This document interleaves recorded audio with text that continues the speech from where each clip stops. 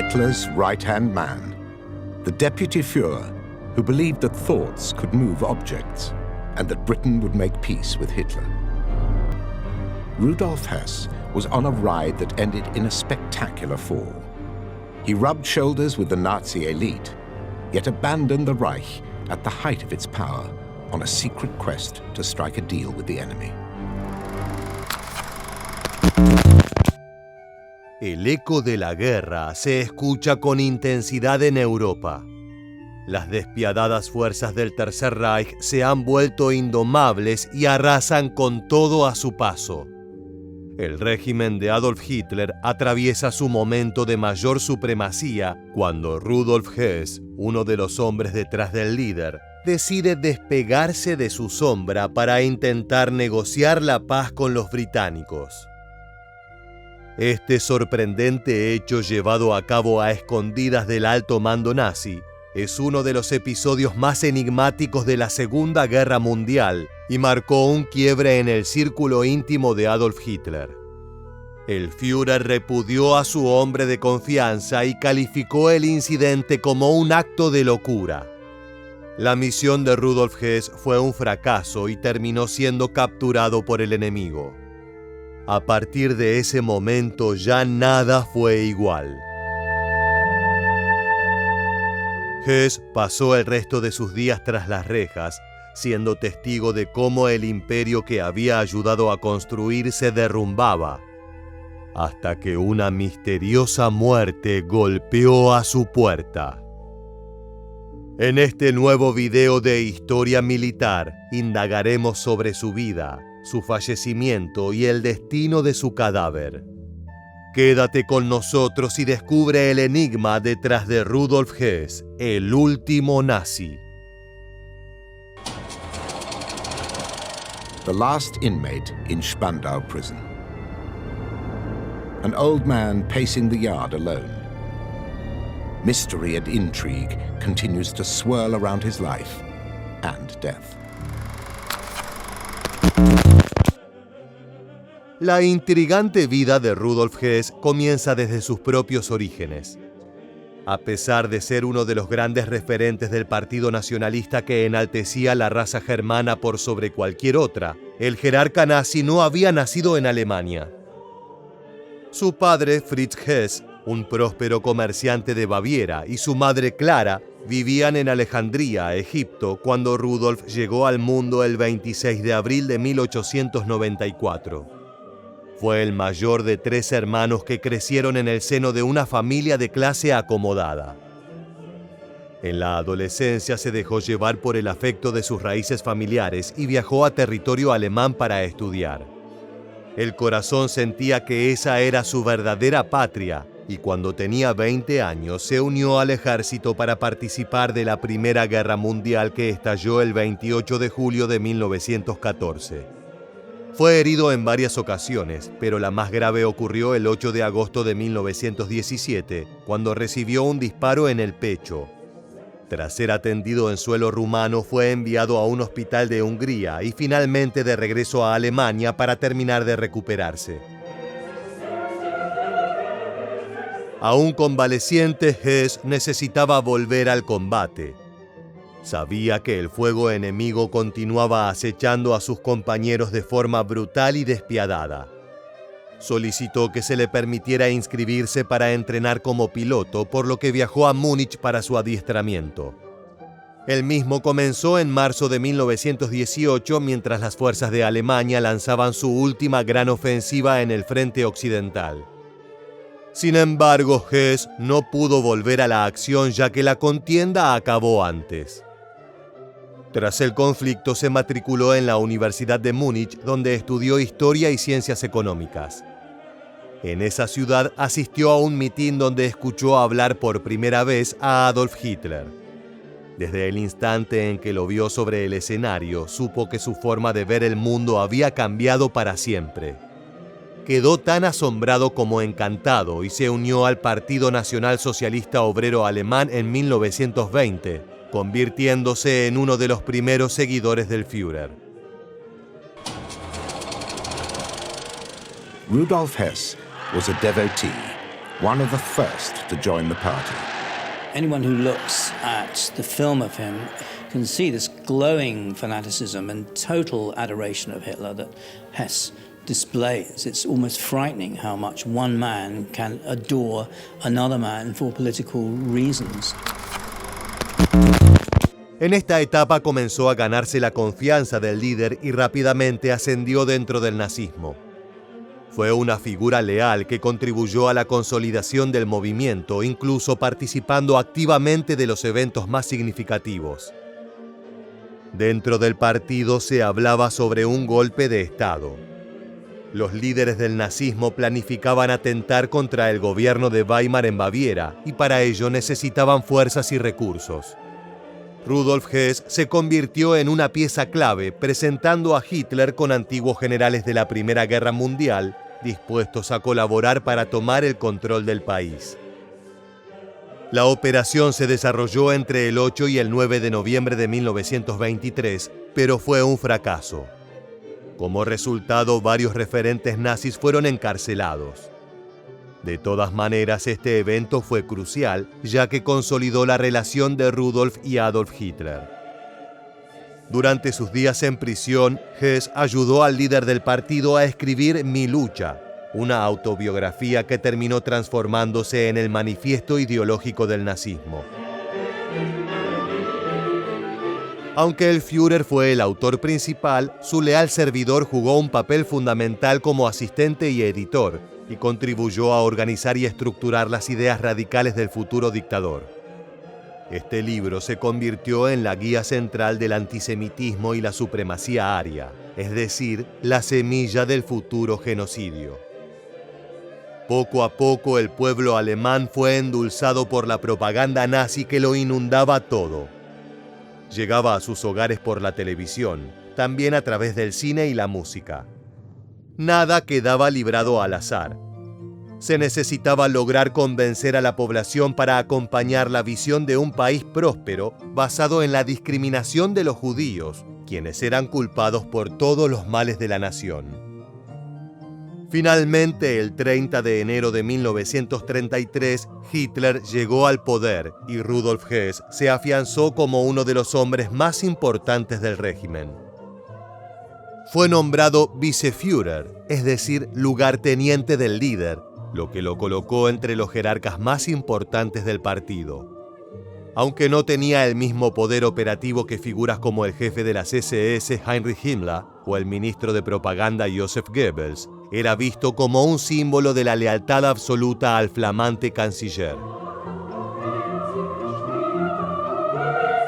Durante largos años ocupó aquel lugar de privilegio dentro del Tercer Reich, pero todo cambió el 10 de mayo de 1941, en plena supremacía alemana durante la Segunda Guerra Mundial. Las tropas del Führer habían logrado conquistar numerosos países europeos, entre ellos una potencia como Francia, y aunque el Reino Unido le había sido esquivo, este contratiempo no había afectado la confianza de las fuerzas nazis. De hecho, se preparaban para invadir la enorme y poderosa Unión Soviética. Sin embargo, Hess sorprendió al emprender un misterioso vuelo hacia Escocia. Sin conocimiento o autorización de Hitler, su lugarteniente viajó en solitario hacia suelo británico con la aparente intención de negociar la paz con ellos. ¿Pero qué buscaba realmente? ¿Desconfiaba de la capacidad alemana para una victoria? ¿Tenía miedo al Reino Unido y pretendía salvarse de un destino fatal? And it looks like that he was probably of the inner circle the least martial of the lot. And yet we mustn't be too kind to Hess.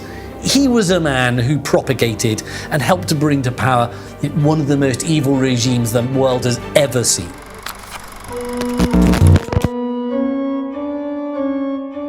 Hess había despegado desde el campo de aviación de Augsburg-Haunstetten a bordo de un Messerschmitt 110.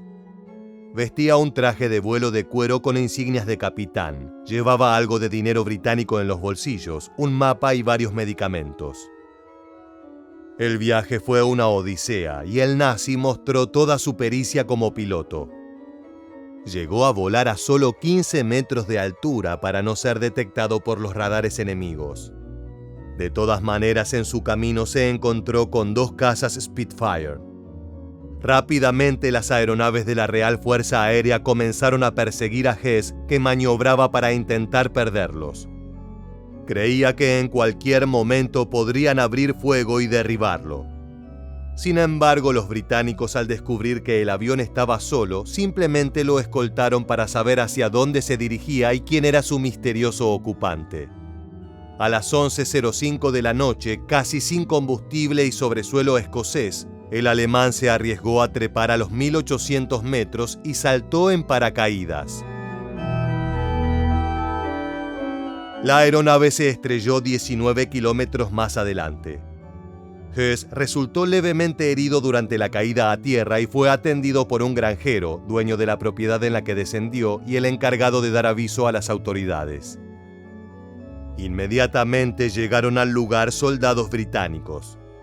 El alemán dijo ser el capitán Horn, pero su cara era demasiado conocida como para engañar a alguien. Nadie podía creer de quién se trataba realmente. Ni siquiera tuvo chance de proponer la paz o una alianza. La posibilidad de hablar con Churchill nunca existió. Fue directo a la cárcel. Al día siguiente, Adolf Hitler recibió una nota de puño y letra de quien hasta entonces había sido su mano derecha. Allí le informaba: «Mi Führer, cuando reciba esta carta estaré en Inglaterra». En las líneas siguientes le detallaba su idea y luego terminaba: «Si este plan, que admito no presenta sino una débil posibilidad de éxito, termina con un fracaso y la suerte me es adversa, ni usted ni Alemania tendrán que padecerlo. Siempre les será posible declinar toda responsabilidad. Dígase simplemente que he perdido la razón».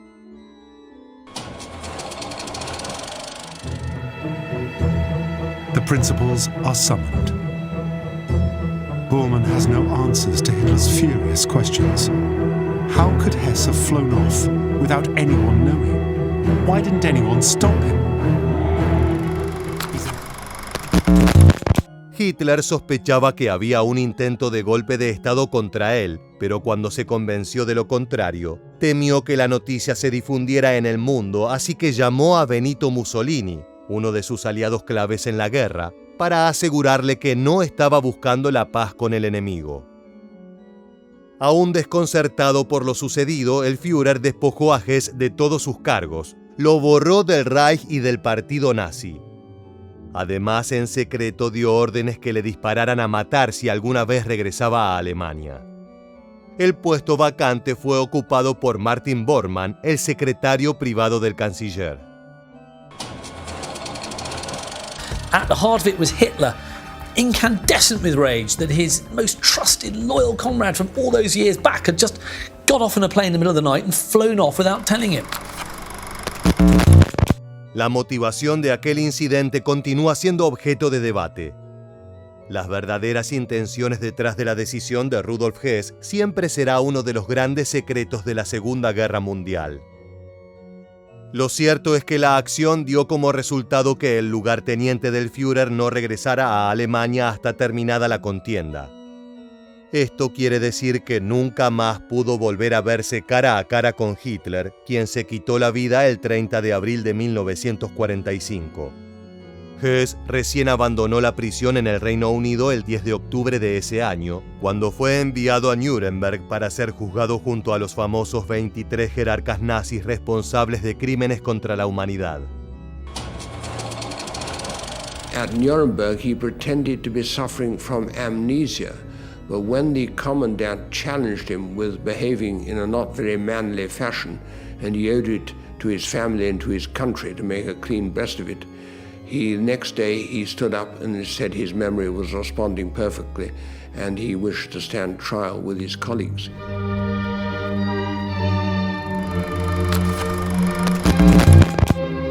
El psiquiatra del ejército estadounidense, Douglas Kelly, fue el encargado de examinarlo durante el juicio y opinó que el acusado padecía una verdadera psiconeurosis arraigada en una personalidad paranoica y esquizofrénica. Además, aseguró que la amnesia era en parte genuina y en parte fingida, pero lo consideró apto para ser juzgado. De esa manera se selló su destino. Fue condenado a cadena perpetua por crímenes contra la paz y conspiración. A pesar de que el juez soviético Yona Nikitchenko votó en disidencia con la resolución por entender que estaba justificada una sentencia a muerte, Hess fue uno de los 7 jerarcas nazis que se libraron de la horca. Los restantes fueron ejecutados, a excepción del comandante de la Luftwaffe, Hermann Göring, quien la noche anterior a ser colgado se suicidó con una cápsula de cianuro que escondía en su boca. Rudolf Hess fue enviado a la prisión de Spandau en Berlín Occidental el 18 de julio de 1947. Aquella fortaleza, construida en 1876 como una penitenciaría militar para 500 reclusos, sería el lugar de castigo de solo 7 referentes del nazismo. El 17 de agosto de 1987, después de haber cumplido más de 40 años tras las rejas, Hess se quitó la vida. El hombre de 93 años era el último sobreviviente del círculo más cercano a Hitler. Una etapa oscura parecía cerrarse, pero no iba a ser tan fácil. Pronto la muerte del lugarteniente del Führer se vio rodeada de teorías de conspiración que descartaban la posibilidad de un suicidio y afirmaban que el prisionero había sido asesinado. Pero ¿quién y por qué lo haría? Lo primero a tener en cuenta es su compañía, y a muchos les sorprenderá saber que era nula. De los otros 6 reclusos que lo acompañaban en Spandau, 3 habían salido de la cárcel por cuestiones de salud y otros 2 luego de haber saldado su condena. El último en abandonarla fue Albert Speer, el arquitecto del Reich y gran amigo de Hitler. Este dejó la prisión en 1966 y la inmensa estructura continuó operando solamente para Hess. De hecho, los aliados gastaban miles de dólares al mes únicamente para mantenerlo aislado del mundo. Compared to a normal prisoner in a normal prison, he had considerable freedom of movement, choice of food, and that sort of thing, which a normal prison would never get. And so he had quite a free life within those confines. He was remarkably fit for his age. He was kept there because that was the sentence. The sentence was a life sentence. No obstante, el castigo también parecía extenderse durante su muerte al envolverla en un gran misterio. Para intentar descubrir lo que había detrás, debemos comenzar por la versión oficial. Esta sostenía que Hess se había ahorcado con un cable eléctrico en una casa de verano que se le había preparado con los años en el jardín de la prisión. Según el informe, el hombre ató aquel elemento a una ventana y se colgó. Fue encontrado por un guardia y llevado a un hospital militar británico donde fue declarado muerto. Si bien ese relato fue aceptado inicialmente por las autoridades, rápidamente surgieron dudas debido a varios factores, incluidos los antecedentes de vigilancia estricta que tenía el nazi y las circunstancias en las que perdió la vida. Así fue como surgieron teorías de que el lugarteniente de Hitler había sido asesinado, principalmente impulsadas por la familia Hess, quienes creían que no era posible que un hombre de 93 años, frágil y con problemas físicos, pudiera haber llevado a cabo el ahorcamiento sin ayuda. El anciano sufría numerosas enfermedades, incluyendo artritis severa y una ceguera parcial. Pero no todo tenía que ver con sus impedimentos de salud. Otro aspecto que reforzó la idea fue la ausencia de una carta de despedida donde explicara los motivos de su decisión. Para complicar aún más el panorama, creció la teoría de que algunas potencias, especialmente el Reino Unido, podrían haber querido evitar que Hess pudiera ser liberado tras varios pedidos a las autoridades por su avanzada edad. Su encarcelamiento durante más de 40 años había sido un tema de controversia y si hablaba públicamente, también podría revelar información comprometedora sobre los nazis o su vuelo a Escocia en 1941. La posibilidad de un asesinato conseguía cada vez más sustento. There were no witnesses. But conspiracy theories emerged that Hess was assassinated to stop him revealing embarrassing secrets. Este hombre que generó controversias en vida seguía trayéndolas tras su muerte. Con todo lo mencionado anteriormente acrecentando el misterio, los allegados a Hess solicitaron que se realizara una autopsia independiente a la investigación oficial, la cual fue llevada a cabo por un médico contratado por la familia. The purpose of the second opinion was to investigate if there really had been a trauma to the neck, how this had happened, and the question was, is hanging or strangulation a viable theory?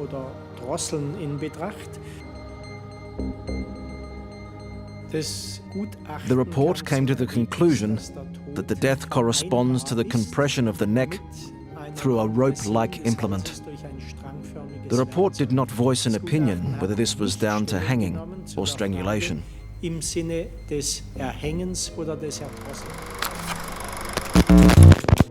Este patólogo, el doctor Wolfgang Spahn, afirmó que las marcas en el cuello del difunto nazi no correspondían necesariamente con un suicidio por ahorcamiento, sino que sugerían que podía haber sido estrangulado por otra persona. Al fin y al cabo, la segunda autopsia dejó más preguntas que respuestas. Sobre todo cuando el médico alemán se encontró con que al cuerpo le faltaban partes esenciales para un examen de este tipo. No estaban la laringe ni la tráquea, faltaban la glándula tiroides y la arteria carótida. Inmediatamente la teoría de una conspiración detrás de su muerte creció de manera gigante, hasta que los encargados del análisis oficial dieron su explicación. Those parts wouldn't have been given to the family at that stage because they still hadn't been finished being examined. That type of examination takes days, and we certainly wanted to get rid of the body, so we handed it back. Rumor and speculation followed Rudolf Hess in life and death. The second, unofficial autopsy was inconclusive. La búsqueda de respuestas claras se volvió una odisea. Mientras tanto, nuevos factores alimentaban el misterio, como la rápida destrucción de la prisión de Spandau tras la muerte de Hess. En lugar de convertirla en un museo o sitio histórico, las autoridades decidieron demoler la cárcel por completo, lo que levantó sospechas de que podrían haber estado intentando ocultar pruebas. Finalmente, en medio de la confusión surgió otra teoría, aunque algo más inverosímil. El cirujano británico Hugh Thomas, quien examinó a Hess en 1973, sugirió que el hombre encarcelado no era en realidad el lugarteniente de Hitler, sino un impostor.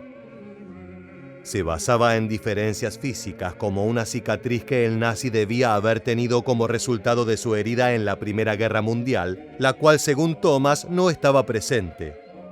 Aunque esta teoría fue desestimada por la mayoría de los historiadores, agregó un nivel adicional de enigma en torno a la identidad y las circunstancias de la muerte. No obstante, la autopsia oficial concluyó que se trataba de un suicidio, y las investigaciones posteriores realizadas por las autoridades británicas y alemanas respaldaron esta conclusión a pesar de que las dudas persistieron. For prison authorities, there was no mystery surrounding the death of Rudolf Hess. I think these other theories, etc., are absolute rubbish. Anything else is pure speculation. Hitler's former deputy died knowing he would never be pardoned.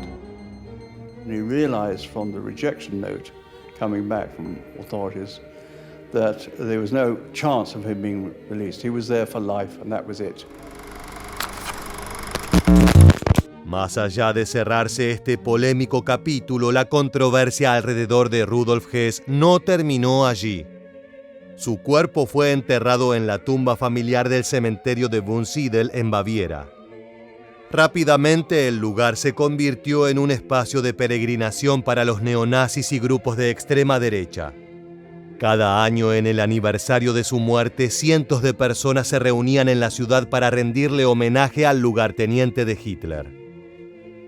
Para las autoridades locales y alemanas, estas concentraciones eran un motivo de gran preocupación, ya que Alemania tiene leyes estrictas contra la glorificación del nazismo. Debido a esto, en julio de 2011 se tomó la decisión de exhumar y destruir los restos de Hess, que fueron incinerados y las cenizas se esparcieron en un lugar no revelado en el mar.